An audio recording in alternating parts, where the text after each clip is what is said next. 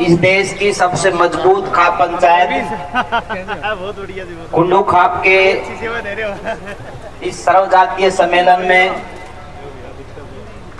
सम्मेलन के पहली बार आयोजित होने पर सबसे पहले तो पूरी सरदारी को शुभकामनाएं और बधाई देता हूं। मैं मुश्किल से 2-3 मिनट अपनी बात आपके बीच में रखूंगा। वैसे तो बाबा जी सबके होते हैं, पीछे से कुछ लोगों ने बांट भी लिए थे अपने अपने, परंतु सन्यासी सबके होते हैं। उसी रूप में मैं अपनी बात आपके बीच में रखूंगा। आज के इस पूरे कार्यक्रम के अध्यक्ष हमारी कुंडू खाप के भी सम्मानित अध्यक्ष चौधरी जयवीर सिंह कुंडू जी, इसी खाप के हीरे भाई बलराज कुंडू जी, भाई रामफल कुंडू जी, भाई सचिन कुंडू जी, हमारी बहनें जो यहाँ बैठी हैं जिन्होंने खेलों के माध्यम से आपका खाप का नाम रोशन किया है, देश का नाम रोशन किया है, हमारे खिलाड़ी साथी और समस्त सरदारी। खाप पंचायत और आर्य समाज इसका बहुत पुराना संबंध है। कभी सोरम खाप का इतिहास आपने पढ़ करके देखा हो तो आपको पता चलेगा कि जब ये देश गुलाम था तब हरिद्वार के चंडी मंदिर के पास बैठ करके खाप पंचायतें ये फैसला करती हैं कि इस देश को आजाद करवाना है। महर्षि दयानंद जिन्होंने आर्य समाज की स्थापना की, उनके जो गुरुजी थे स्वामी विरजानंद जी, वो उस खाप की अध्यक्षता करते हैं, खाप पंचायत की मीटिंग की। तात्या टोपे, नाना फडणवीस, रानी लक्ष्मीबाई, ये सब उसमें शामिल होते हैं और वहां से देश की आजादी का आंदोलन आगे बढ़ता है। मैं ये बात आपको सिर्फ इसलिए बता रहा हूं कि इन खाप का महत्व कितना इस देश के लिए रहा है। इस देश की आजादी की नींव से लेकर के सामाजिक बुराइयों को खत्म करने तक का जो बहुत एक लंबा चौड़ा इतिहास है, स्वर्णिम इतिहास है, उस इतिहास में इन खाप पंचायतों का नाम स्वर्णिम अक्षरों में लिखा हुआ है। आपने ये जो शुरुआत की है ये केवल कुंडू खाप तक सीमित नहीं है। मैं परसों उचाना में था किसी कार्यक्रम में, और इस कार्यक्रम के निमंत्रण के लिए जो साथियों ने मेरी वीडियो डाली तो उन्होंने कहा कि स्वामी जी आपने वहां इतना बड़ा कार्यक्रम रखा हुआ है, ये तो पूरे देश की सारी खाप पंचायतों को रखना चाहिए। आपको जानकर के खुशी होगी कि आपके इस कार्यक्रम के रखने के बाद कम से कम इस हरियाणा की जो 6 बड़ी खाप मानी जाती हैं वो भी अपने अपने सम्मेलन आयोजित करने जा रही हैं। ये इतिहास रचा जा रहा है। आज आवश्यकता एक बात की है, आप लोग बहुत जिम्मेदार साथी बैठे हैं, मेरे से उम्र में भी बड़े हैं, आयु में भी बड़े हैं और पदों में भी बड़े हैं। यहाँ आज के इस कार्यक्रम के 2 उद्देश्य हो सकते हैं। एक उद्देश्य तो यह है कि हम सबका मिलना जुलना हो गया, गीतों के माध्यम से मनोरंजन भी हो गया, हम वापिस चले जाएंगे। दूसरा उद्देश्य यह है कि इतिहास में पहली बार पूरी कुंडू सरदारी इकट्ठी हुई है। आइए बैठ करके उन मुद्दों के ऊपर बात करते हैं। हमारे सारे के सारे नेता यहाँ उपस्थित हैं, चाहे कोई राजनीति में है, चाहे कोई सामाजिक जीवन में है, चाहे कोई खेल के क्षेत्र में है, चाहे कोई प्रशासनिक अधिकारी।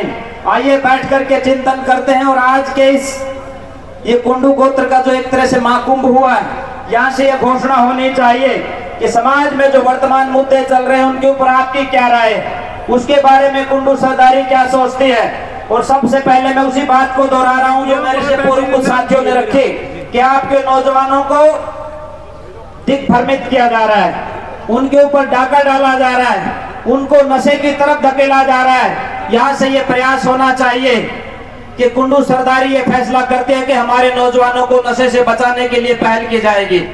दूसरा मेरा ये सुझाव है, फैसला आप लोगों को करना, मैं तो सुझाव दे रहा हूँ, और जो निर्णय आप लोगे उसमें मैं भी और पूरा आर्य समाज आपके साथ है।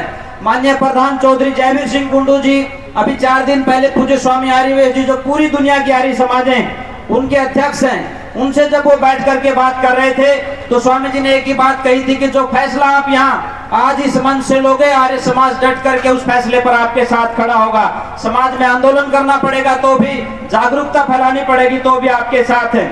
एक बात मैंने कही नौजवानों को नशे से बचाने की।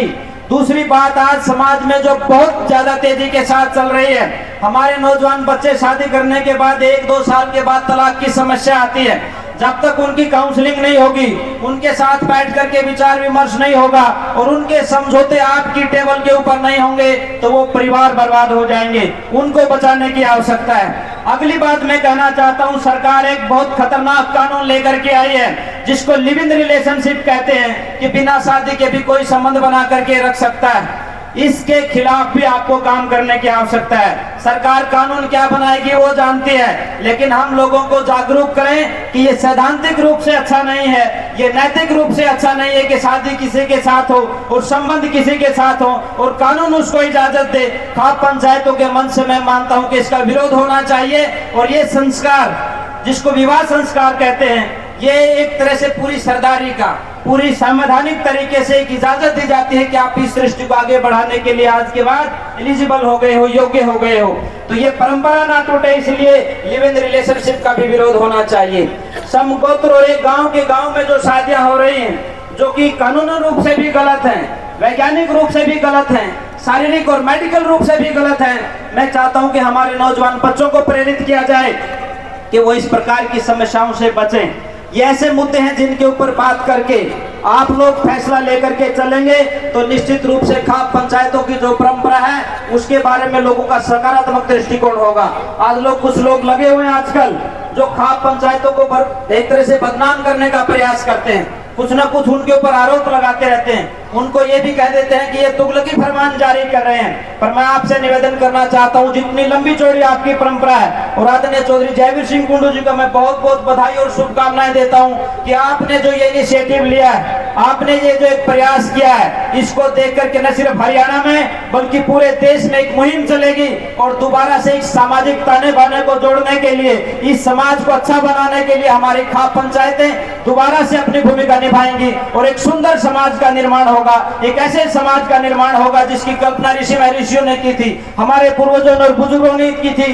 एक साथी ने अभी भजन के माध्यम से शहीद आजम भगत सिंह की बात रखी। उनके दादाजी जब महर्षि दयानंद सरस्वती से यज्ञोपवीत लेते हैं और समाज में चलते हैं, तब वो इन्हीं मुद्दों के ऊपर काम करते हैं, वो समाज के भाईचारे को जोड़ने का काम करते हैं। शहीद आजम भगत सिंह के चाचा जी चाचा अजीत सिंह इसी किसान के लिए काम करते हैं। जब अंग्रेज 3 कृषि के काले कानून लेकर के आए थे तो पगड़ी संभाल जट्टा पगड़ी संभालो ये नारा दिया था। आज आवश्यकता दोबारा से इसी बात की है कि हमारे नौजवान बचें, हमारी बहन बेटियों का मान सम्मान सुरक्षित रहे और इन बुजुर्गों की जो पगड़ियां हैं इनका सम्मान हमारे नौजवान करना सीख जाएंगे।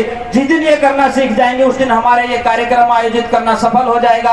आदरणीय जयवीर कुंडू जी और उनकी पूरी टीम को मैं बधाई दे रहा हूं, इनकी युवा टीम को भी, और लगभग 50 ये साथी पिछले 20 दिन से लगे हुए हैं। मैं आप लोगों से चाहूंगा कि एक बार तालियां बजा करके इन साथियों का अभिनंदन होना चाहिए जिन्होंने रात दिन मेहनत करके आपको इकट्ठा किया है। एक बार फिर इस आशा और विश्वास के साथ कि आप सामाजिक मुद्दों पर कुछ फैसले लेंगे और आर्य समाज डंके की चोट पर आपके साथ खड़ा होगा। समाज में जहां पर जिस भूमिका में आप लोग तय करेंगे आर्य समाज वो भूमिका निभाएगा।